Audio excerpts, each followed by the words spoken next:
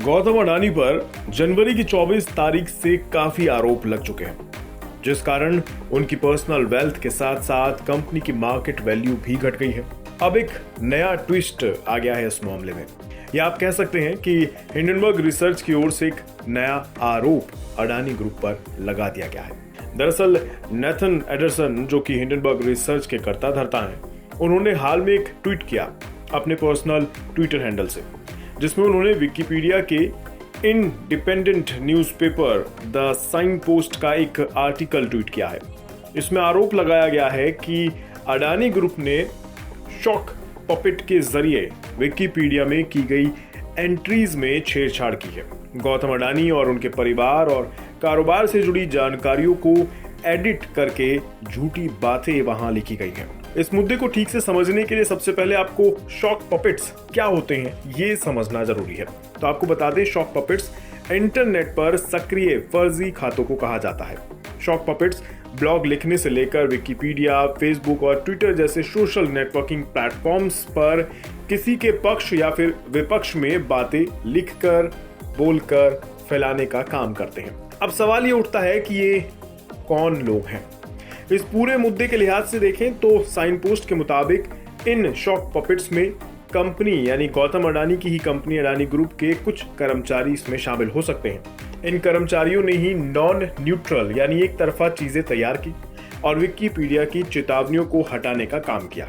इन बातों की जानकारी विकिपीडिया की ओर से 20 फरवरी की डिस इन्फॉर्मेशन रिपोर्ट में दी गई है।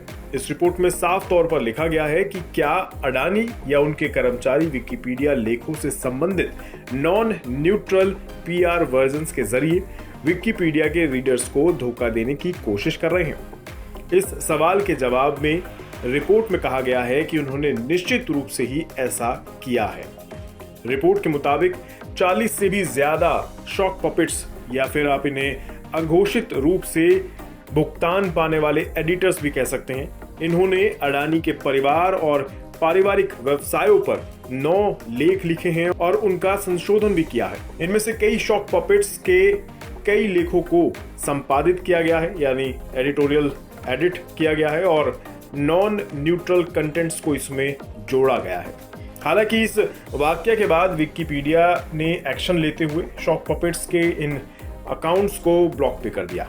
जानकारी के लिए आपको बता दें, विकिपीडिया में कोई भी व्यक्ति किसी भी पेज को एडिट कर सकता है या फिर आर्टिकल्स में सुधार कर सकता है, लेकिन ये न्यूट्रलिटी के प्रिंसिपल पर काम करता है।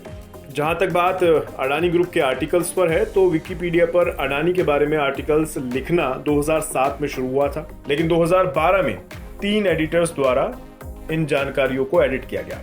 इसी तरह परिवार के सदस्यों और ग्रुप के बारे में भी जानकारियों को एडिट किया गया है। इस मुद्दे पर जब जवाब मांगा गया तो अडानी ग्रुप के प्रवक्ताओं ने इस बारे में भेजे गए ईमेल का फिलहाल कोई जवाब नहीं दिया गया है। आपको बता दें, हिंडनबर्ग रिसर्च ने 24 जनवरी को एक रिपोर्ट में अडानी ग्रुप पर खातों में हेराफेरी, शेयरों की कीमतों को बढ़ाने और मनी लॉन्ड्रिंग जैसे आरोप लगाए थे। अडानी ग्रुप ने इन आरोपों से इनकार किया और कानूनी कार्रवाई की चेतावनी दी, लेकिन बावजूद इसके अडानी ग्रुप के शेयरों में भारी भरकम गिरावट देखने को मिली और कंपनी का मार्केट कैप करीब 11 लाख करोड़ रुपए तक साफ हो गया। साथ ही गौतम अडानी की नेटवर्थ में भी करीब $70 अरब की गिरावट आ चुकी है।